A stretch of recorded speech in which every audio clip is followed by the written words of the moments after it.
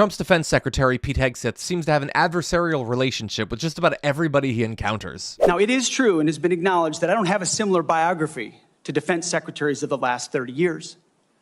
But as President Trump also told me, we've repeatedly placed people atop the Pentagon with supposedly the right credentials, whether they are retired generals, academics, or defense contractor executives. And where has it gotten us? He believes, and I humbly agree, that it's time to give someone with dust on his boots the helm. A change agent, someone with no vested interest in certain companies or specific programs or approved narratives. My only special interest is the warfighter. Deterring wars, and if called upon, winning wars by ensuring our warriors never enter a fair fight. We let them win, and we bring them home. Defense Secretary Pete Hegseth's team has stopped holding regular Pentagon briefings, and they've started posting video on social media instead. I'm Pentagon Press Secretary Kingsley Wilson, and welcome to the DoW's weekly situation report. Hegseth seems to want reporters to toe the same line and repeat the same talking points. This year, his press office has expelled many news outlets from longtime Pentagon workspaces and barred reporters from many parts of the building without an escort. And now they're going even further. We're trying to make sure national security is respected, and we're proud of the policy.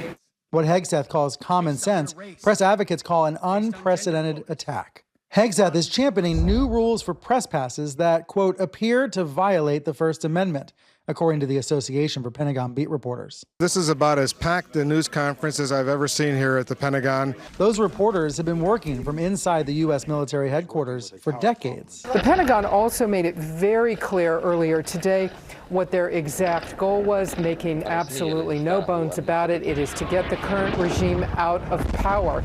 Asking questions on behalf of the public. Do you commit to making that review public? And holding officials accountable. I want to be crystal clear. We did not handle this right. But Hegseth, bedeviled by leaks, is trying to stop reporters from talking to sources. Time and time again, classified information is leaked or peddled for political purposes to try to make the president look bad. Media lawyers say the new rules for accessing the Pentagon would criminalize journalism. So today, in a rare show of solidarity, the country's 5 biggest TV networks said no. CNN, ABC, NBC, CBS, even Fox News, all saying, quote, the policy is without precedent and threatens core journalistic protections. Article 2, Section 2, the President shall be the Commander-in-Chief of the Army and Navy of the United States and the militia of the several states. So when people are listening to the Commander-in-Chief, they are actually fulfilling their constitutional duty that they took an oath to defend and uphold the Constitution. And what these folks are saying is absolutely shameful, because when they are calling you incompetent, Mr. Secretary, guess who's listening? Our enemies. The people that are plotting as we sit in this comfortable room in an air-conditioned, beautiful space, they are plotting the deaths of us, Americans. And it is shameful, and I wish my colleagues would come back in here and apologize to you personally. I'm sorry to laugh. It's just so, first of all, the biggest security classified leak threat within the Pentagon is Hegseth himself. I mean, that dumbass signal chat where they were just all, I think it was the Atlantic, right? Wasn't it Jeffrey Goldberg of the Atlantic was just added to a group chat where he was like, here's the coordinates of the attack and here's what time we're doing it. Enjoy. I know that the CIA, I guess, instituted similar kinds of restrictions and people, and the loss of access, I think it was James Risen was talking about this, the loss of access was, he thought, the best thing that ever happened to those reporters because it reshaped the relationship as what it should be, which is slightly adversarial. And is that difficult to do in a building, Dave, when you have these relationships? Does it color the reporting in negative ways? So I'd make two points on that, John. Yeah. One, from the military point of view, again, given the experience that I had in the building, having a Pentagon press corps there resident in the building was advantageous to the Department of Defense because we could call them at a moment's notice when something was happening around the world. We could put together a press briefing in 10 minutes because they were all there. My point is they're going to want to take the hammer to the head, and maybe what it's going to do, they always say certain people, if you lose your sight, other senses kind of grow there, that maybe it can be a net positive for, I've seen the reporting that Thomas's group does, and that's with very little access and like really scrappy. And maybe the recognition that, oh, these guys are like really want it to function like it does in more authoritarian countries is going to spark this sort of much more decentralized kinds of information gathering and reporting. And it's not just the press who've fallen foul of Pete Hegseth. Over 24 admirals, generals, and other top military officials have been fired or sidelined in just the last 9 months, creating an atmosphere of mistrust that the New York Times reports has forced senior officers to take sides.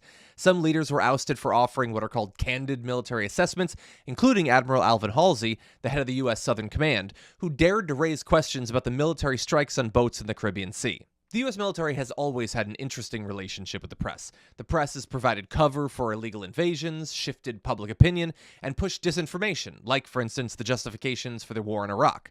They've largely proved themselves to be, at least to some extent, a faithful arm of the military propaganda machine.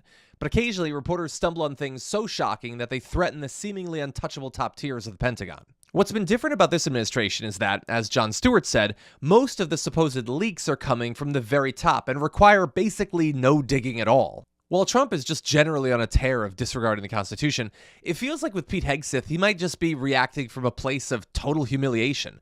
Remember, he accidentally leaked military plans to a journalist in a Signal chat, and then he tried to lie about it, and that didn't work, and then he freaked out when there was no way of covering it up anymore. Restrictions on press freedom are, of course, a terrifying attack on the First Amendment and a threat of what is almost certainly to come.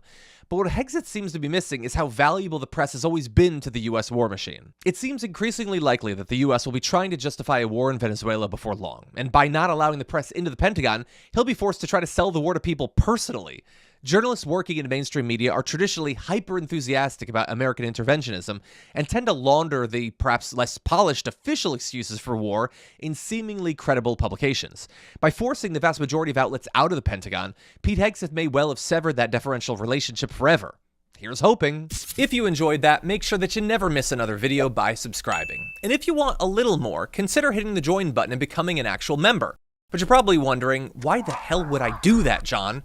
First off, calm down. The stakes in this are very, very low. But also, when you click the join button and you become a member, you get access to bonus content that I make every week, and it's a ton of fun. You get access to tons of custom emojis and more besides that. By the way, if you join at Tier 3, you even get access to a monthly member hangout with myself and other awesome people, and we always have a great time. By the way, you'll get all that going forward, but you also unlock years of the back catalog. That is literally 100 or more bonus clips, top 10 lists, debates, and more. What are you waiting for? Click the join button below. Your support powers our show, and we couldn't do it without you. Or at the very least, I wouldn't really want to try. Viewers like you keep me here. So thank you in advance for joining.